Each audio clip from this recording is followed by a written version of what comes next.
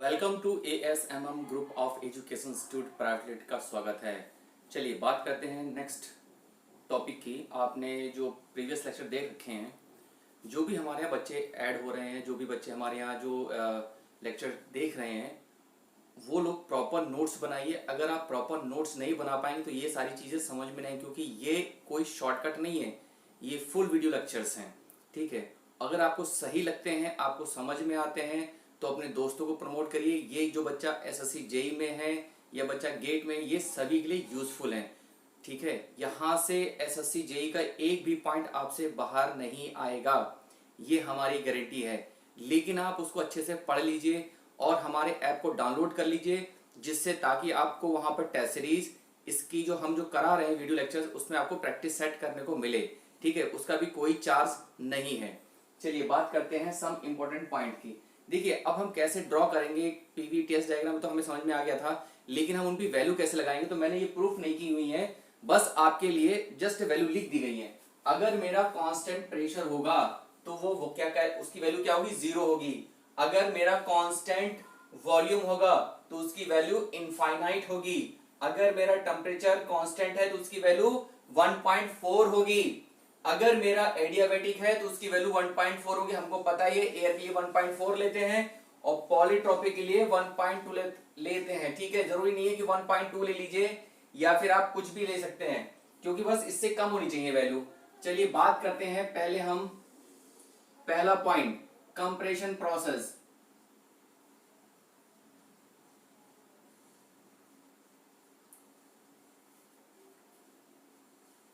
Compression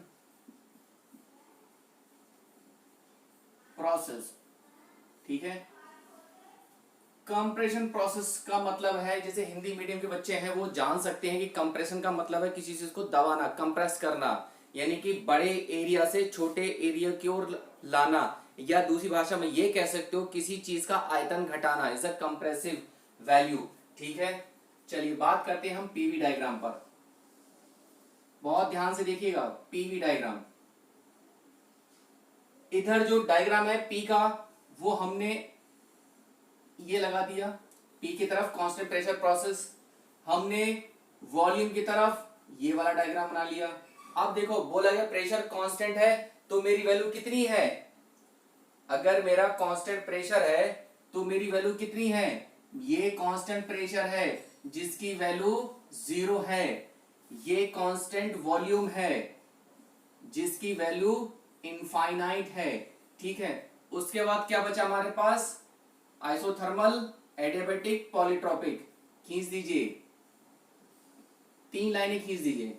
अब हमको ये पता करना है कि कौन सा वैल्यू एडियाबेटिक है, कौन सा वैल्यू पॉलीट्रॉपिक है। ये बात क्लियर हुई। तो इसका मतलब है कि हम इधर से बढ़ रहे हैं, 0 की तरफ जा रहे हैं। इसका मतलब ये हो गया, ये कांस्टेंट टेम्परेचर है जिसकी वैल्यू क्या है, 1 है। ठीक है, उसके बाद क्या हो रहा है, इसके बाद पॉलीट्रॉपिक है, PV की power n is equal to constant जिसकी वैल्यू 1.2 है। उसके बाद है PV की पावर गामा जिसकी वैल्यू 1.4 है। और ये क्या बोल रहे हैं हम, कंप्रेशन प्रोसेस बोल रहे हैं। इसका मतलब क्या हो रहा है, देखो इसका मतलब, कोई भी ग्राफ पकड़ लो, इसका मतलब क्या हो रहा है, वॉल्यूम कंटिन्यू क्या हो रहा है, इस कंडीशन में वॉल्यूम डिक्रीज हो रहा है। इतनी बात क्लियर हुई, वॉल्यूम डिक्रीज हो रहा है। इसका मतलब क्या हुआ, जब आप किसी चीज को कंप्रेस कर रहे हो तो उसका क्या होगा, वॉल्यूम घटेगा, लेकिन क्या होगा, टेम्परेचर बढ़ेगा। इसका मतलब क्या हो गया, दूसरा पॉइंट लिख लीजिए, इसका मतलब हो गया हीटिंग प्रोसेस। हीटिंग प्रोसेस, जब आप किसी चीज को कंप्रेस कर रहे हो तो उसके मॉलिक्यूल्स पास पास आएंगे, टेम्परेचर क्या होगा, बढ़ेगा, वॉल्यूम कम होगा। ठीक है, इतनी बात क्लियर हुई। ये पहला डायग्राम मेरा बन गया कंप्रेशन प्रोसेस का। अब आपको याद होगा, अगर आपने प्रीवियस लेक्चर देखे होंगे तो आपको याद होगा, वहां पर बोला गया था रिवर्सिबल प्रोसेस। बोला गया था रिवर्सिबल प्रोसेस में हम सबसे कंप्रेशन प्रोसेस में मिनिमम वर्क देते हैं। ये क्या है, मिनिमम वर्क।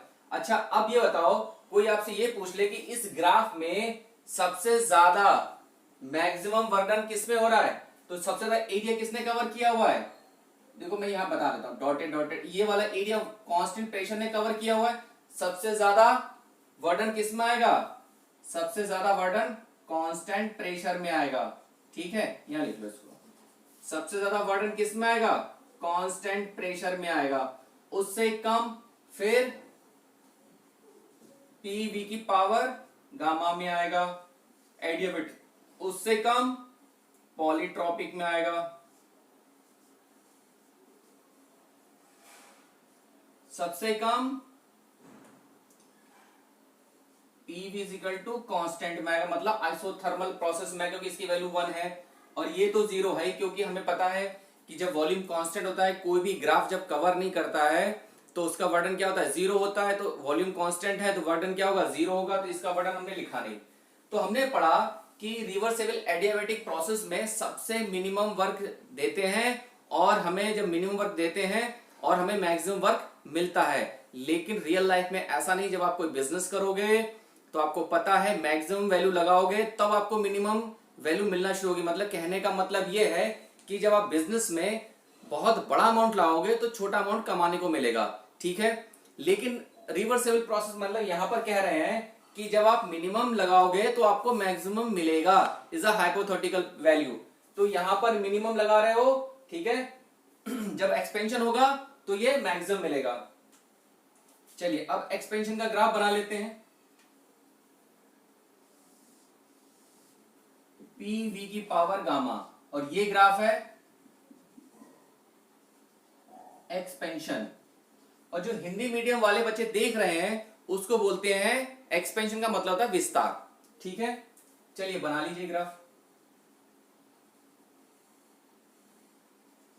ये क्या है? कांस्टेंट प्रेशर प्रोसेस, जिसकी वैल्यू क्या थी? 0।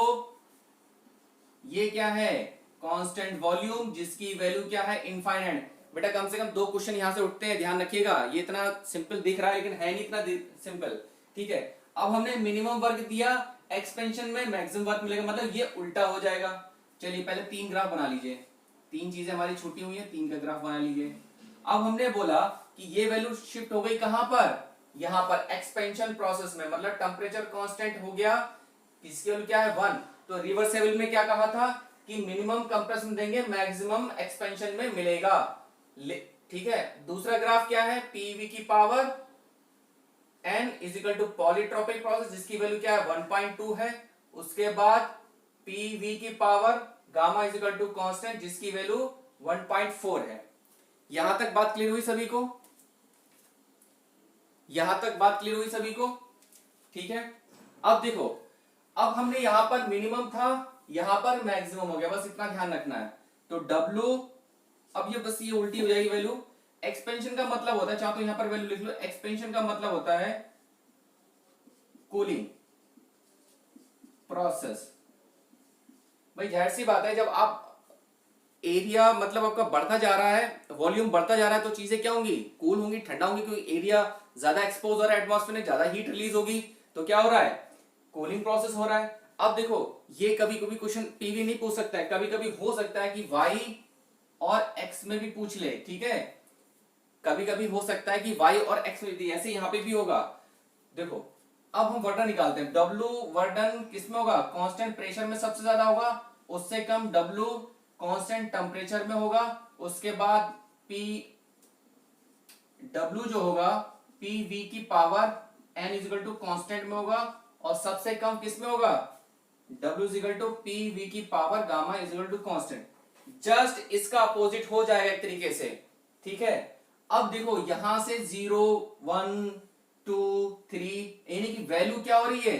0 से 0 टू y की तरफ, मतलब p की तरफ जा रही है। ये क्वेश्चन पूछा गया है कि हम जब एक्सपेंशन प्रोसेस में 0 से कहां जाएंगे? y की तरफ जाएंगे, मतलब y, या लिख लो क्लोज टू y, मतलब y की तरफ हम जा रहे हैं।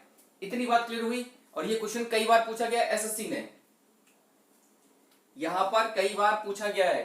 ठीक है, और यहां पर चाहो तो लिख लो, ये क्या हो रहा है? वॉल्यूम इंक्रीज हो रहा है। मैं इंक्रीज का साइन बनाता हूं ऐसे, वॉल्यूम क्या हो रहा है? इंक्रीज हो रहा है। ठीक है, कभी कभी ये भी हो सकता है कि गामा बोल पूछ ले 0 से चल रहे हैं तो कहां चल रहे हैं, 0 से y की तरफ जा रहे हैं, और इधर क्या हो रहा है, हम कहां जा रहे हैं, x की तरफ जा रहे हैं। मतलब ये वैल्यू इनफाइनाइट से होते होते इस बात में क्या हुई, 0 हो गई। ठीक है, तो ये वैल्यू याद रखिएगा, बहुत ही इंपॉर्टेंट पॉइंट्स हैं, क्योंकि इससे अब हम ग्राफ जनरेट करेंगे सारे के सारे, क्योंकि बुकों में ये ग्राफ कंबाइंड है। यहां पर मैंने आपको अलग अलग बता दिए हैं जिससे आपको दिक्कत नहीं होगी, और इससे कम से कम 2 क्वेश्चन उठते हैं जो आप सामने देख रहे हो स्क्रीन पर। ठीक है, चलिए आगे चलते हैं। अब बात करते हैं नेक्स्ट टॉपिक की। तो एक बार ये क्वेश्चन पूछ लिया गया है कि आइसेंट्रोपिक किसका कॉम्बिनेशन होता है, तो रिवर्सेबल प्लस एडियाबैटिक का कॉम्बिनेशन होता है। जैसे हम बोलते हैं, कॉमन बोलते हैं रिवर्सेबल एडियाबैटिक प्रोसेस, तो लेकिन बेसिकली वो कॉम्बिनेशन आइसेंट्रोपिक का होता है। तो बोला गया था, ये पूछा गया था कि सारे एडियाबैटिक प्रोसेस क्या सारे आइसेंट्रोपिक होते हैं, सारे आइसेंट्रोपिक एडियाबैटिक होते हैं। ध्यान रखिएगा, सारे के सारे एडियाबैटिक प्रोसेस आइसेंट्रोपिक हो सकते हैं, लेकिन सारे आइसेंट्रोपिक एडियाबैटिक कभी नहीं होते। ठीक है, क्योंकि इसलिए होते क्योंकि यहां पर फ्रैक्शन काउंट किया जाता है, घर्षण काउंट किया जाता है। ठीक है, अब हम बात करते हैं नेक्स्ट टॉपिक, बहुत ही इंपॉर्टेंट है। ठीक है, slope of isothermal and adiabatic. Slope of isothermal, isothermal हमको पता था, आइसोथर्मल प्रोसेस क्या था, पीवी की इज इक्वल टू कांस्टेंट, यही तो था जब हम टेम्परेचर कांस्टेंट की बात कर रहे थे बार बार। इसको अवकलन कर दीजिए, या इसको बोलते हैं डिफरेंशियल कर दीजिए, P into dV plus V into delta P बराबर ये क्या हो जाएगा, 0 हो जाएगा। अब स्लोप निकालते तो बेटा आपको स्लोप पता है किसका, P और V का निकालना है। कोई ग्राफ ऐसे है, उस पर क्या डालो, परपेंडिकुलर डालो, तो delta P upon delta V निकालना है। या आपने पढ़ा होगा हाई स्कूल में dy अपॉन dx करके पढ़ा होगा, याद होगा आपको तो। ठीक है, तो हम यहां निकाल रहे हैं delta P upon delta V, उसको उधर लेके जाइए, P delta V minus V delta P। यहां तक किसी को कोई दिक्कत हो रही तो बोलो।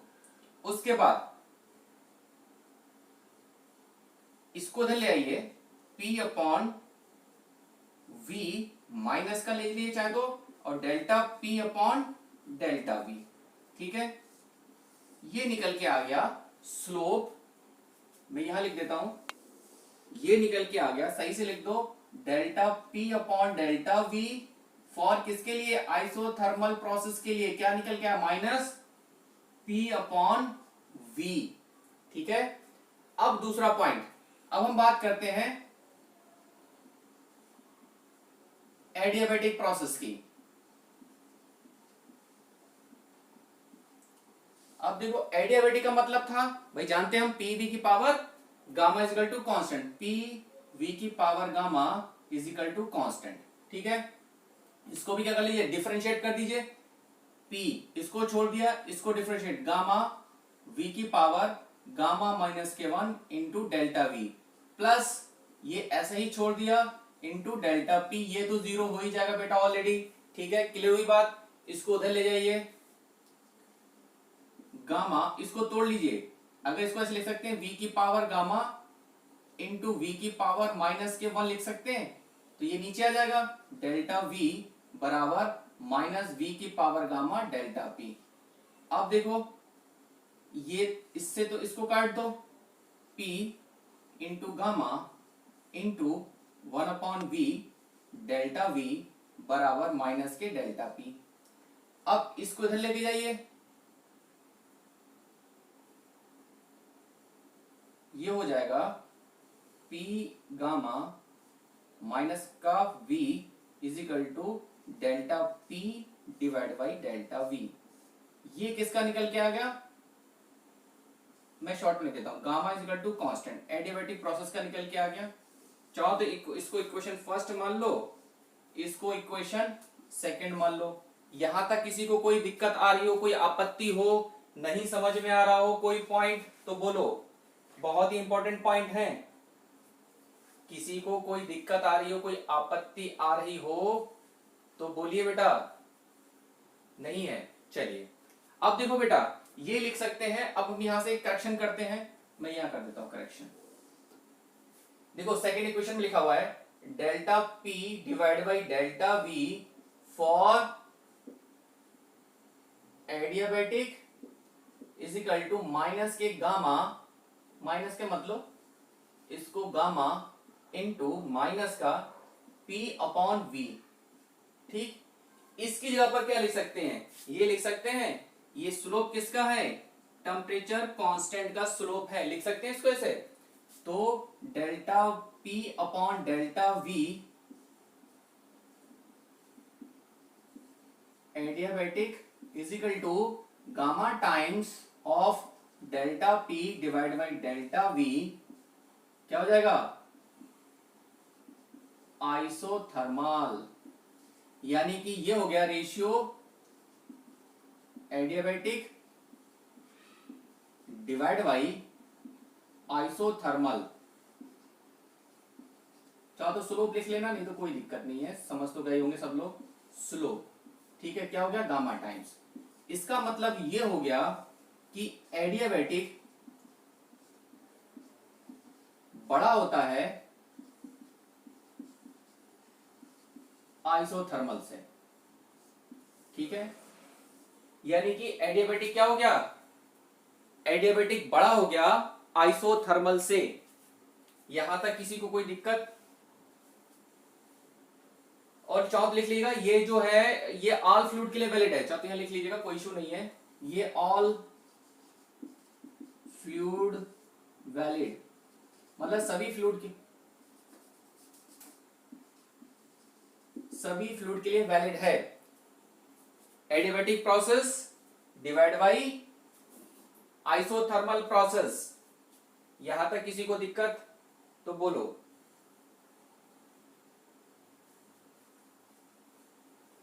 चलिए अब हम जानते हैं एक शॉर्टकट। देखो बेटा, ये हमने पढ़ लिया, ये हमारे लिए थ्योरेटिकल वैल्यू थी, हमने सब जान गए। ठीक है, अब हम जानते हैं शॉर्टकट। देखो एक लाइन चाहो तो और लिख लीजिएगा, जो एडियाबेटिक है, एडियाबेटिक है मोर स्टीपर देन आइसोथर्मल। ठीक है अब बात करते हैं शॉर्टकट की। देखो बेटा, कोई भी दो लाइनें खींच दो, ऐसे कोई भी इस तरीके से खींची होगी, कहीं पे भी दुनिया की दो लाइनें खींची हो। ठीक है, अब वो पूछेगा, पेपर में ये पूछ भी चुका है कि ये लाइन एडियाबेटिक की है, ये लाइन आइसोथर्मल की है। ठीक है, तो आप क्या करोगे, कहीं पर भी ये जो दो पॉइंट है ये कट कर रहे होंगे, कहीं पे भी कट कर रहे होंगे, एक पॉइंट होगा जहां के कट कर रहे होंगे, उसके एक परपेंडिकुलर ड्रॉ कर दीजिए, कर दिया। उसके बाद आप क्लॉक वाइज डायरेक्शन में, मतलब घड़ी की दिशा में, ठीक, तो आपको ये, इसको थीटा 1 बोल दो, इसको थीटा 2 बोल दो। जिसका थीटा ज्यादा हो गया वो क्या हो गया, एडियाबेटिक का ग्राफ हो गया, जिसका थीटा कम हो गया वो आइसोथर्मल का ग्राफ हो गया। मतलब theta 2 is greater than theta 1। ठीक है, ये हो गया शॉर्टकट आपका। एक लाइन में ये बात सारी खत्म हो गई जो हमने इतनी सारी ढेर सारी पढ़ी थी। ठीक है, यहां तक किसी को दिक्कत है तो बोलो। अब अगर समझ में नहीं आ रहा हो तो आप एक चीज और देख सकते हो, मैं यहां बता देता हूं, पी वी की पावर गामा। तो आपने ऑटो साइकिल पढ़ा होगा, ऐसे पढ़ा है ना, ऑटो साइकिल 1 2 3 एंड 4। तो अब हमने बोला कि इसको कैसे चलना है, कहीं कट कर रहा है, ये वाला पॉइंट कर लो, यहां से ड्रॉ कर दो, एक ये है और एक ये है। तो ये कौन से थे, ये एडियाबेटिक के थे, ये कैसे थे, आइसोथर्मल के। मतलब वॉल्यूम कांस्टेंट है, अगर नहीं समझ में आ रहा तो ये वॉल्यूम कांस्टेंट है। ठीक है, हमने यहां बोल दिया है, समझाने के लिए बता दिया है। ठीक है, जब हम ग्राफ पढ़ेंगे इरेक्शन साइकिल, ये साइकिल, तो वहां पे क्लियर हो जाएगा। ठीक है, तो ये ग्राफ टेढ़े मेढ़े खींच सकता है। ठीक है, ऐसे ना खींच के वो ऐसे भी खींच सकता है, कोई भी लाइनें खींच दे। ठीक है, अब आपसे पूछ लेगा कि कौन सा एडियाबेटिक का है, कौन सा वॉल्यूम कांस्टेंट का है, कौन सा आइसोथर्मल का है, तो आप कैसे बता पाओगे। तो ये थ्योरेटिकल से तो आप बता नहीं पाओगे, इसको याद रख के ही आप बता पाओगे। ठीक है, इतनी बात क्लियर हुई यहां तक? किसी को दिक्कत, कोई परेशानी? किसी को दिक्कत हो रही है बेटा, किसी को परेशानी हो रही हो, समझ में ना आ रहा हो तो बोलो। नहीं तो फिर आगे चलते हैं। चलिए अब आगे बात करते हैं। स्लोप जो होती है वो एडियाबैटिक जो प्रोपोर्शनली होती है गामा के। जैसे हमने बोला gamma 1.67 mono atomic, 1.4 diatomic, 1.3 polyatomic. ठीक है, वैल्यू ये कहां से निकाल रहे हैं, ये वैल्यू आपको पता होगी। ये सारी की सारी वैल्यू हम जो हैं, ये सारी की सारी वैल्यू हम जो प्रीवियस लेक्चर में फॉर्मूला लिखाया था, gamma is equal to 1 plus 2n upon n plus 1 करके फॉर्मूला आपको लिखाया था, वहीं से सारी वैल्यू आ रही है। जो बच्चे प्रीवियस लेक्चर देख चुके हैं उनको सब पता चल गया होगा। ठीक है, अब हमने लगा दिया वैल्यू कि स्लोप सबसे ज्यादा किसकी होगी, पॉली की वैल्यू। ठीक है, उसके बाद डाई की, उसके बाद मोनोएटॉमिक की। जिसकी वैल्यू ज्यादा होगी उसकी स्लोप ज्यादा होगी, ऐसे उसका एंगल ज्यादा बनेगा। ठीक है, उसके बाद हमने दो ग्राफ लिए। क्वेश्चन पूछा गया एसएससी ने कि दो ग्राफ है यहाँ पर, एक तो 1 और 2 और दूसरा तीसरा और चौथा। बोला गया कि इस प्रोसेस में कौन सा ग्राफ सही है और कौन सा ग्राफ सही नहीं है। तो देखो बेटा, अगर हम बात करें कि अगर दो प्रॉपर्टी है तो एक प्रॉपर्टी बढ़ेगी, एक प्रॉपर्टी घटेगी। कभी भी ऐसा पॉसिबल नहीं हो सकता कि दो प्रॉपर्टी एक साथ बढ़ रही हो और दोनों ही प्रॉपर्टी एक साथ घट रही हो। जैसे मान लिया अगर आपका वॉल्यूम बढ़ रहा है तो प्रेशर आपका क्या होगा, घटेगा। यानी कि एक चीज बढ़ेगी तो दूसरी घटेगी। तो यहां पर जो ग्राफ है, देखो अगर एक चीज बढ़ रही है तो दूसरी प्रेशर भी क्या हो रहा है, घट रहा है। यानी कि 1 से 2 ग्राफ जो है वो राइट है। लेकिन जो तीसरा और चौथा ग्राफ है दोनों एक साथ घट रहे हैं, इज अ रॉन्ग। ठीक है, तो ध्यान रखिएगा, ये क्वेश्चन पूछा गया है। अब हम बात करते हैं रिलेशन बिटवीन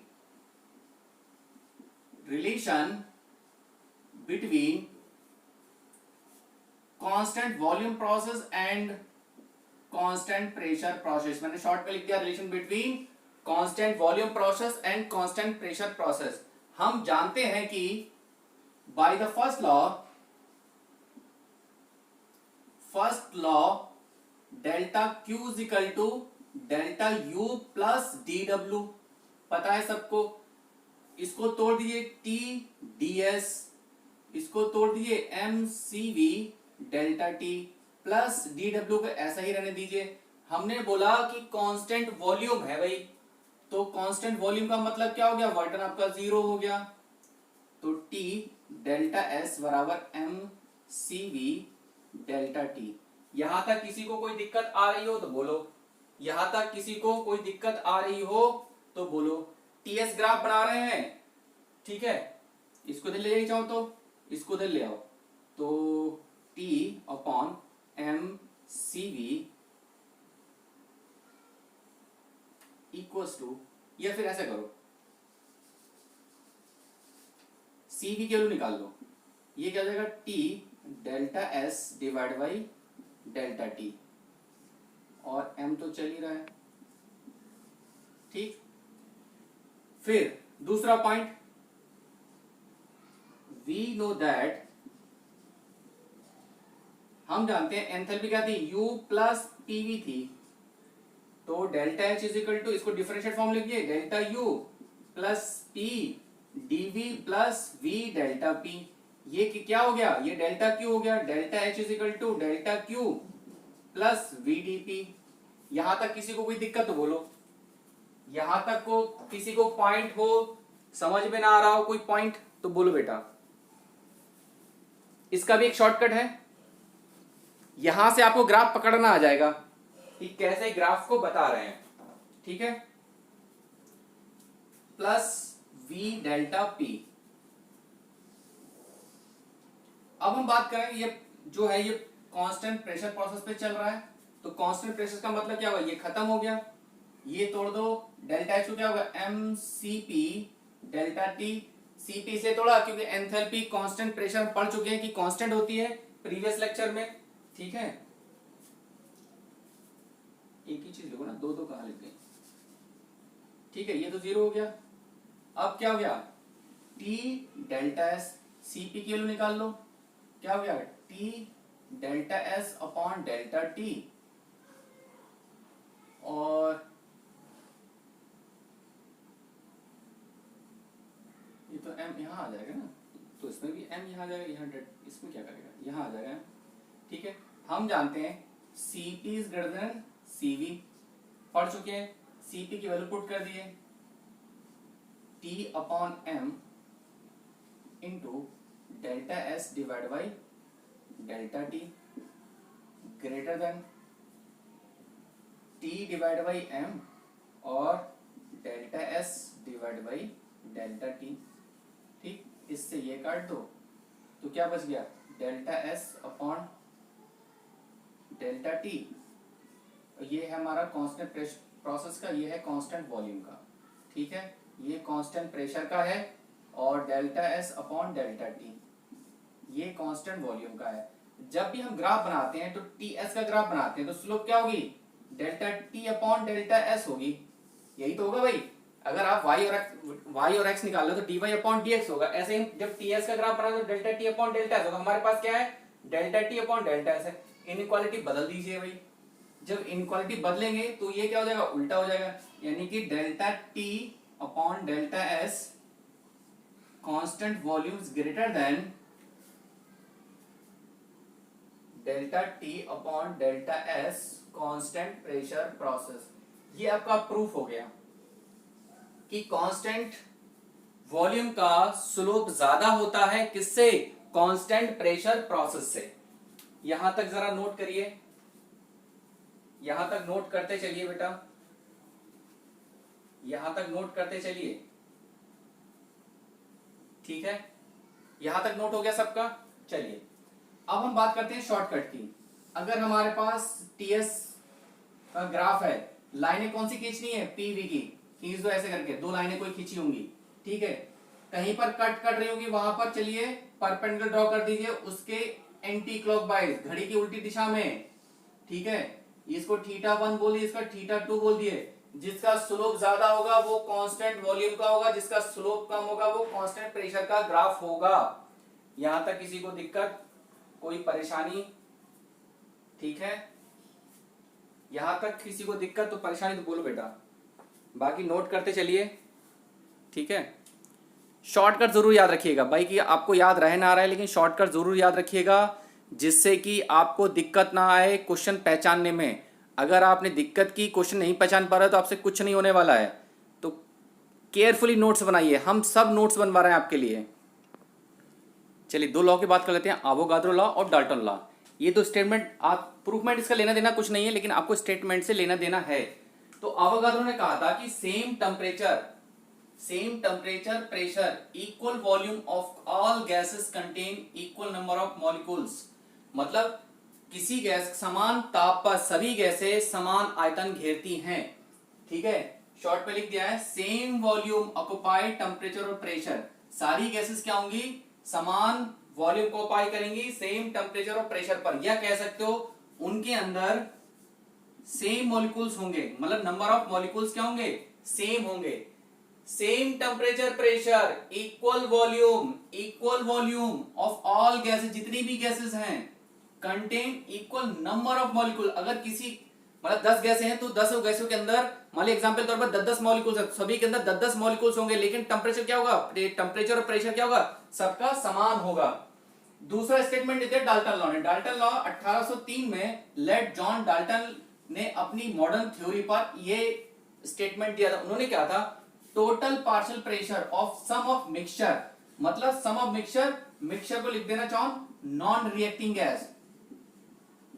सब क्या है, नॉन रिएक्टिंग गैसेस हैं, of ideal gas equal some of partial pressure. मतलब जो प्रेशर होगा, पार्शियल प्रेशर, वो इन सब के टोटल के बराबर होगा। तो P total P1 plus P2 और भी सारी गैसेस होंगी, उन सब के बराबर। तो individual pressure is called partial pressure.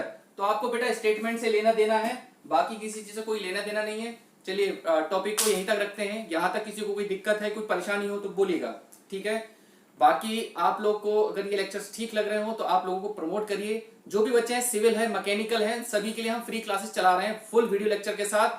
पूरा एसएससी जेई का मटेरियल अगले 2 सालों तक आपका फ्री है मटेरियल। ठीक है, और जो भी चीजें, अगर आपको कोई पॉइंट समझ में नहीं आता है तो आप कॉल कर लीजिए या व्हाट्सएप कर लीजिए, इसके लिए भी कोई दिक्कत नहीं है। हमारा ऐप आपके प्ले स्टोर पर ASMM ग्रुप के नाम से है, वहां से आप डाउनलोड कर लिए ताकि आपसे कनेक्टिविटी बना सकें। चलिए, थैंक यू देखने के लिए, धन्यवाद।